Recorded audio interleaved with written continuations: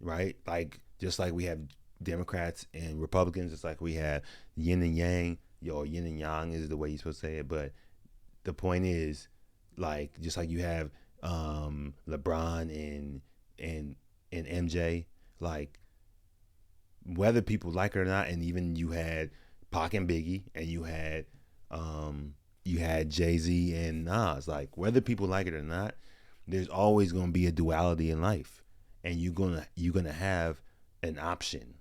You're gonna have a plus and a minus. There's two kings, right? There's two options, and people gonna take sides. There is no one king. There is no one person at the top. Um, Life don't work like that. You have male energy and you have female energy, right? Like it's normal. Um, Damn, this is good though.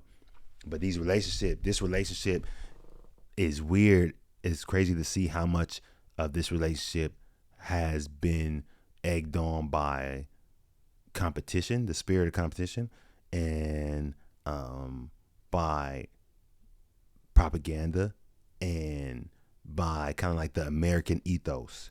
And the American ethos is like is basically what I'm saying is the way that we're raised and taught to think in America. The way we're raised to think a certain way by our culture, by media, by the shows we that they let us see, watch.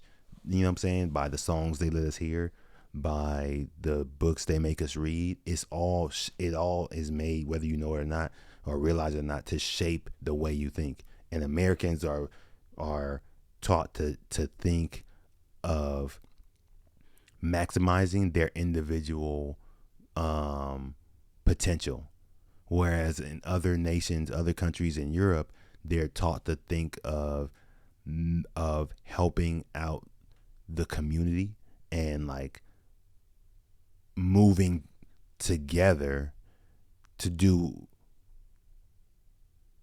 what's best for everyone. Like they're like in Europe, they're taught to think from a mindset of we. In America, we're raised to and taught to think from a mindset of, or from a perspective of me. And think this relationship between them two makes it shows that, because they both were friends at one point, right? And making music together on Drake's second album, Thank Me Later. And then now here they are, like damn near mortal enemies, when neither of them ever did anything, like neither of them harmed each other, yet they hate each other, right? But they were friends and on tour together and on songs together, like, so it's crazy how things go left, basically, like it makes you really think. So I'm sure there's people out there who have been in this situation before, where you have friends, or you have classmates, or you have coworkers that you were cool with at one point, and then now you're not cool with, but nothing really happened between you that's like unforgivable. And people really got to think to themselves how much of that is based off of ego, how much of that is based off of ambition, because ambition can make you do some immoral, unethical things, or make you just do unnecessary foul shit to people.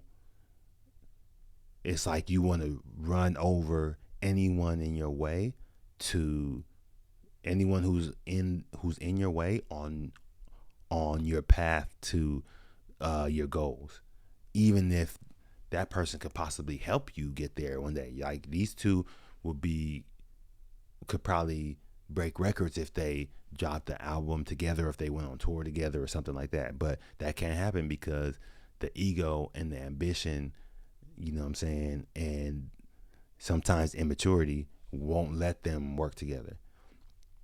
And especially in the black community, black media, black culture, like competition is always pushed, because it's like we feel like, oh, only one or two of us gonna make it out, so now we have to compete with each other for less resources. Meanwhile, on the other side, They're all working together. Everyone's eating. Everyone in other cultures, they eat together. But in black community, we gotta go at each other's heads and then see who makes it on top. It's just crazy. It's some deep shit. But yeah, I digress. This your boy Kezi from Relationaire Nation, where we dissect these relationships in order to live rich lives. You know what I'm saying? At some point, you're gonna have to master relationships to get to where you want to go, to get to reach your goals. You cannot do it alone, and you cannot just be the most talented. Like, people have to actually like you. You have to get along with people. You have to work with people who you don't like. Relationships is the key to riches. All right, relationships are the key to riches. I really believe that. Tune in next time. I'll holla.